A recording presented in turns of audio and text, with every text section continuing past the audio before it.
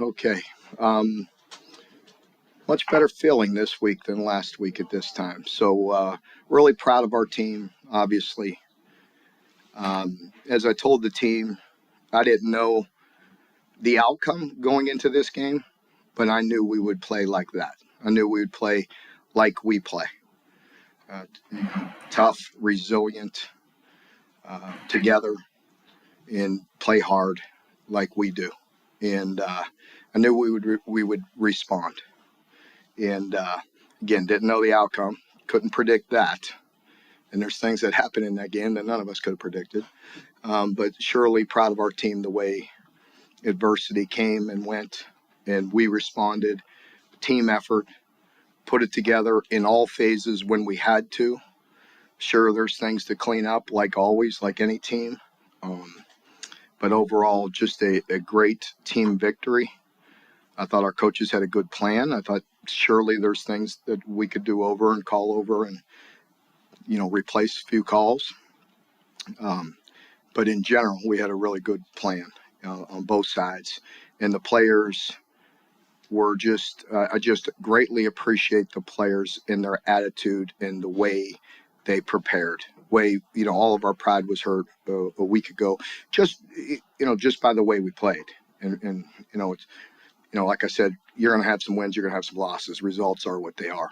It's about the respect and preparation and the way you play. And again, I felt really good about the response of our team. I have to say before I forget and get into questions that I cannot thank our fan base enough. We've had a lot of home games. We've had some ups and some downs. Came back this week again, pulling in, seeing the people, seeing the tailgating, seeing the packed stadium, hearing them, staying to the end, cheering like they did. Thank you. Amazing. It was a great night. The bye comes at a good time for us right now. The players need some time to heal up. It's difficult going that many straight games, and we need to get some rest and get to work and clean up a lot of mistakes.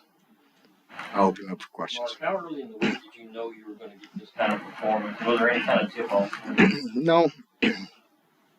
I just felt, after the game, I told you I challenged them. I took probably a different approach in the locker room last week, but they deserved it. The truth is the truth, and we all have to share in that responsibility when things go wrong. And I felt like they would respond. I felt good about it all week. But again, they're beat up and hurting in certain ways. But probably more than anything, their pride was hurt, and so they responded in the right way. And so I felt pretty good that we would play again with the energy and passion and toughness that we play with. Depth showed up in night. Things that we hadn't seen in the past. Depth came into play. Probably so. I felt like our conditioning and depth probably helped. I think our guys were really strong when they needed to, and that helped. Mark, talk about Will's toughness and the tone that it sets for the rest of your team.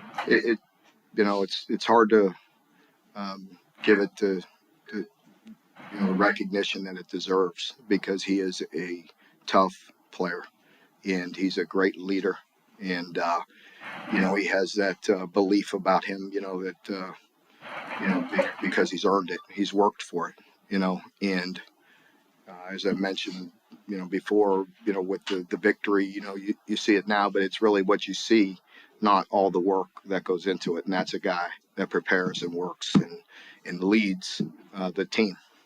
He went to locker room. You know he was coming back? I did not. I did send somebody in to get me a quick word back, though. I had to send somebody in. I wasn't waiting on Gabe to give me the result. So I sent a little birdie in, and the birdie said that the x-ray was negative, and that I knew with that guy, being that it was a non-throwing shoulder, that if it wasn't broke, he'd be back out there. And sure enough, he was. How important was it to ride first tonight to kind of establish that identity that's been so successful for you all? It was very important, and I thought the coaches had a nice game plan. We had to get in some bigger sets because they do a lot of things, a lot of pressures, as you have seen.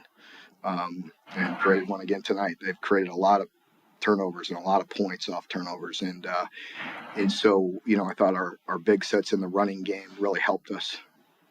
Talk every week, every coach does about being balanced, and you had the perfect balance tonight. I think 239 and 239. Wow. Didn't know that. That's good balance. Coach, I spoke to you on Thursday and asked about how you guys plan to slow down Will Rogers at quarterback, and you said there was $1 million question.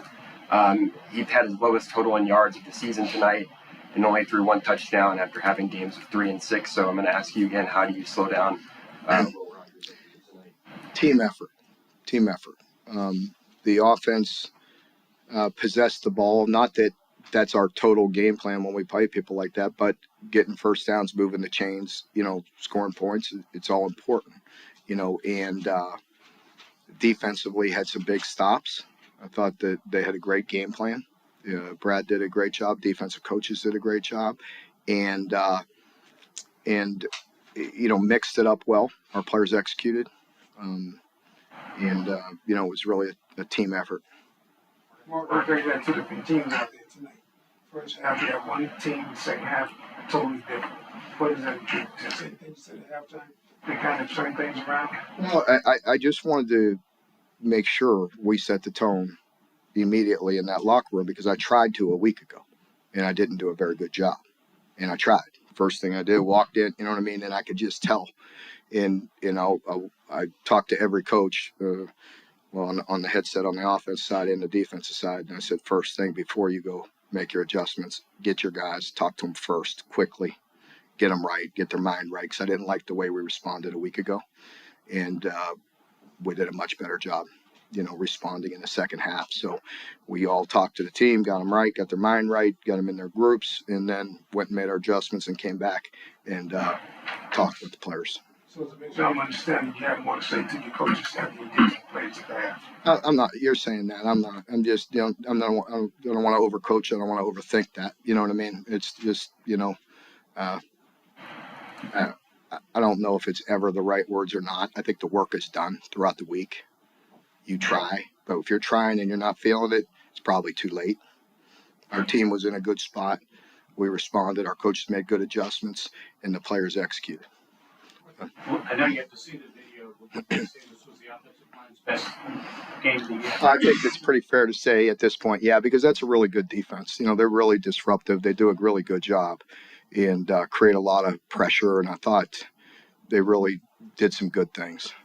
Mark, with Tavion now, Rasan really snapped up. What was it about him in practice this week that made him right for that role? And how do you think he performed, especially after the fumble? Yeah, Rasan and Chauncey both had some some opportunities, and we have faith in both of them. And he responded well after the fumble. It was a tough break because he really had some good yards after catch and was getting some tough runs. And sometimes that happens when you get stood up like that and they were ripped the ball out.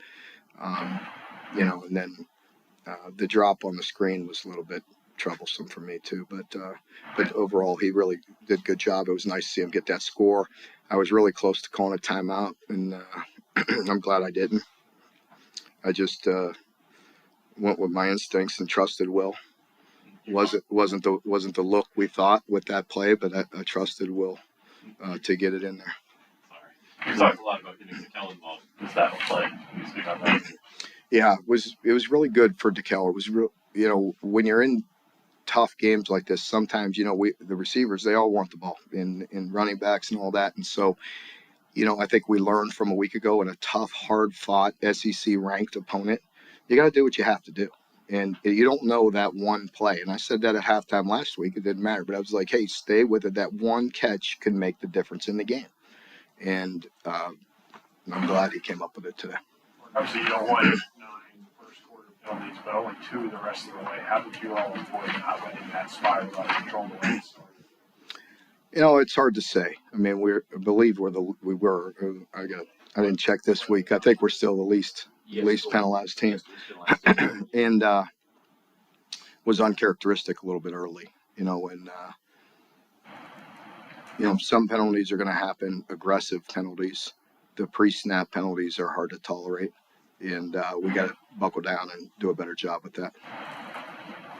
Mark, Because some of the best teams in the country are lead them. You know, so penalties aren't always the indicator. You know, it's when you're an aggressive team, sometimes you're going to get them. You know, but the pre-snap can't have. Sorry. Mark, you said slowing down that offense was a team effort, a defensive effort. How important was the way that Travion and De'Aaron played in Jacquez's absence tonight? It's always important playing these guys, you know, because the linebackers are in stressful positions. They do such a good job in the pass game. They're running it more efficiently this year. Not more efficiently. They're always efficient. They're more committed to running it, so they're keeping you off balance. And you know, you got to make a lot of plays in space. And you know, we made great improvement this year over last year when we went down there. And there was a lot of yards after catch, and you know, we improved a great deal over that. Where do you feel like Rich Gangrel's at in terms of just blending with the offense? Where do you feel like he still needs to improve and the offense still needs to improve? Well, I think, you know, there was some plays in there that he was aggravated, I was aggravated, you know, that you'd like to execute better. There's a lot of things. But again, I thought the coaches had a great plan.